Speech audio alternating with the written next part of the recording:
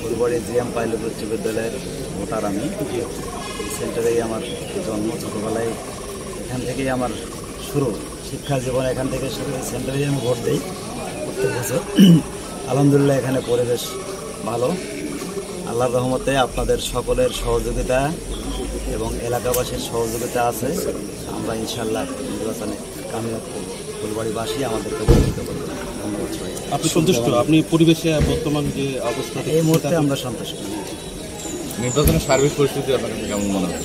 কোনো আশঙ্কা বা আপনি অনুভব করছেন?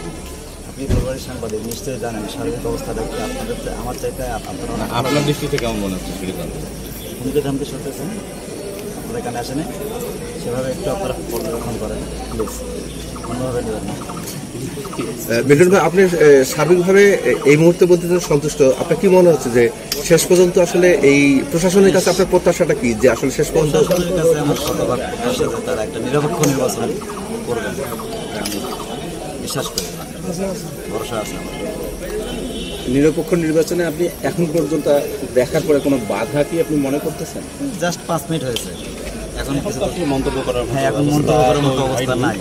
মিলন ভাই, আপনার জয়ের ব্যাপারে কতখানি আশাবাদী? আল্লাহ পাকের অশেষ রহমতে আমি ক্যাম্পেইন করছি 3 মাস, টানা 3 মাস নির্বাচনে। এর মাঝে আমি একটু অসুস্থ হয়েছিলাম।